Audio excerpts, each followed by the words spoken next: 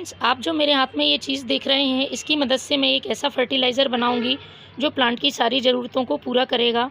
और बढ़ती हुई सर्दी में जब टेम्परेचर बहुत कम हो जाता है तो प्लांट को एनर्जी देगा, साथ ही नाइट्रोजन, फॉस्फोरस, पोटेशियम जैसे संपूर्ण पोषक तत्व प्लांट के लिए उपलब्ध कराएगा और प्लांट पूरी सर्दियों फूलों से भरा रहेगा। प्लांट की बहुत सारी समस्याएं इस फर्टिलाइज़र के यूज़ से दूर हो जाएंगी। 4 चीज़ों की मदद से मैं इस फर्टिलाइज़र को बनाऊंगी। बिल्कुल फ्री का फर्टिलाइज़र है और ऑर्गेनिक फर्टिलाइज़र है। प्लांट में किसी तरह का साइड इफ़ेक्ट नहीं होगा। सभी पौधों में ढेरों फूलों के लिए आप इस फर्टिलाइज़र का यूज़ ज़रूर करें। सर्दियों के मौसम में प्लांट की ग्रोथ बहुत धीमी हो जाती है, लेकिन आप उसे समय समय पर यदि पोषक तत्वों से भरपूर ऑर्गेनिक फर्टिलाइज़र देते रहते हैं तो प्लांट अपनी ग्रोथ बनाए रखता है और सर्दियों में हमारा प्लांट ख़राब नहीं होता है। प्लांट में सिर्फ फूल आना ही काफ़ी नहीं होता है। यदि आप उसकी उचित देखभाल और सही तरीके से फर्टिलाइज़र का यूज़ नहीं करते हैं तो फूलों का साइज़ बहुत छोटा होता है। तो इस फर्टिलाइज़र से आपके प्लांट के फूलों का साइज़ भी बहुत बड़ा होगा और बड्स ड्रॉप प्रॉब्लम नहीं होंगी। अच्छे आकार की बड्स आएंगी और वह समय से पहले गिरेंगी नहीं। प्लांट की पत्तियां पीली पड़ने की समस्या सर्दियों में बहुत ज़्यादा होती है, तो प्लांट की पत्तियां भी पीली नहीं पड़ेंगी।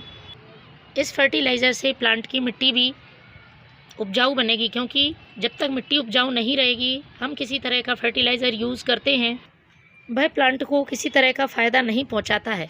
इसलिए आपको इस तरह की चीज़ें अपने प्लांट की सॉइल में यूज़ करनी चाहिए जो कि सॉइल को उपजाऊ बनाए और हम जो भी फर्टिलाइज़र डालें जड़ें उन्हें अच्छी तरह से अवशोषित कर सकें।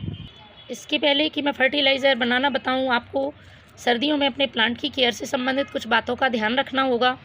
और यदि आप इन बातों का अपने प्लांट के लिए ध्यान रखते हैं तो प्लांट सर्दियों में आपके बिल्कुल भी ख़राब नहीं होंगे और अच्छी तरह से ग्रोथ बनाए रखेंगे। सबसे पहले आपको अपने प्लांट्स को ऐसी जगह पर रखना है जहां अच्छी मात्रा में धूप आती हो। सर्दियों में धूप आना बहुत कम हो जाती है। यदि प्लांट को आपने शेडी एरिया में रखा है जहां पर धूप नहीं मिलती है तो प्लांट अच्छी तरह से फ्लावरिंग नहीं कर पाएगा और उसकी ग्रोथ पर भी असर पड़ेगा। तो सबसे पहला काम आपको अपने प्लांट के लिए यही करना है कि इन्हें भरपूर मात्रा में धूप मिल सके ऐसी जगह पे आपको रखना है। देखिए, आप मेरे प्लांट को किसी भी तरह के प्लांट हो, अपराजिता, गुलाब, गुड़हल, सभी हरे भरे और स्वस्थ हैं और काफ़ी मात्रा में इसमें फूल आ रहे हैं और कलियां बन रही हैं। दूसरा ज़रूरी काम प्रूनिंग का है। इस तरह से जब फूल सूख जाते हैं तो आपको उनको प्रून करना है और आपको उनको 1 से 2 इंच नीचे से इस तरह से कट करना होगा, जिससे नई ब्रांच निकलने लगेंगी और प्लांट घना बनेगा और लगातार फूल देता रहेगा। तो इस तरह से सूखे हुए फूल से इतने नीचे हिस्से से मैं इसकी कटाई कर रही हूँ। ये देखिए, इस तरह से आपको अपने प्लांट में सूखे हुए फूल और टहनियाँ हटाते रहना है। और जब भी आप इस तरह से प्रूनिंग करते हैं या प्लांट की कटिंग करते हैं तो आपको इसको थोड़ा सा हल्दी पाउडर पानी में मिक्स करके और इस तरह से लगा देना है, जिससे किसी तरह का फंगस अटैक नहीं होगा। तीसरी जो ज़रूरी बात वो वाटरिंग से संबंधित है। पानी आपको ज़्यादा देर मिट्टी में रुका रहे इस तरह से नहीं डालना है या जड़ें लगातार गीली बनी रहें, इस तरह से आपको प्लांट में वाटरिंग नहीं करनी है। पानी इस तरह से दें कि सिर्फ मिट्टी में मॉइस्चर बना रहे और मिट्टी ज़्यादा देर गीली ना रहे। तो चलिए शुरू करते हैं किस तरह से इस फर्टिलाइज़र को बनाना है और प्लांट पर यूज़ करना है। तो सबसे पहले मैं इसमें यूज़ करने वाली हूँ ये प्याज के छिलके। 1 मुट्ठी प्याज के छिलके ले लेने हैं आपको और एक खाली जार में डाल देना है। प्याज के छिलकों में अच्छी मात्रा में पोटेशियम होता है और भी पोषक तत्व होते हैं जो प्लांट में पूरी सर्दियों में फूल खिलाने के लिए पौधे की मदद करेंगे। इसके साथ ही मैं ले रही हूँ एक केले का छिलका, छोटे छोटे टुकड़ों में कटा हुआ। केले के छिलके में भी potassium, phosphorus, magnesium, calcium, iron जैसे तत्व होते हैं। प्लांट की इम्यूनिटी के लिए और जड़ों की मजबूती के लिए बहुत ज़रूरी होता है केले के छिलके का फर्टिलाइज़र। तो आप फ्रेश केले के छिलके को भी ले सकते हैं या फिर आपके पास सूखे हुए केले का छिलका है उसको भी यूज़ कर सकते हैं। तीसरी जो ज़रूरी चीज़ है जो कि मिट्टी को उपजाऊ बनाएगी और मिट्टी के पीएच को बैलेंस करके रखेगी वो है ये चाय पत्ती। 1 चम्मच आपको यूज्ड की हुई चाय पत्ती ले लेनी है।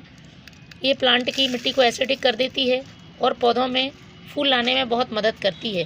इसके बाद चौथी जो ज़रूरी चीज़ है वो है ये चावल का पानी। चावल का पानी हमारे प्लांट को हम ऐसे ही डाल सकते हैं, बहुत ही यूज़फुल होता है, लेकिन इस तरह से आप फर्टिलाइज़र में यूज़ करते हैं तो इसकी पावर और बढ़ जाती है।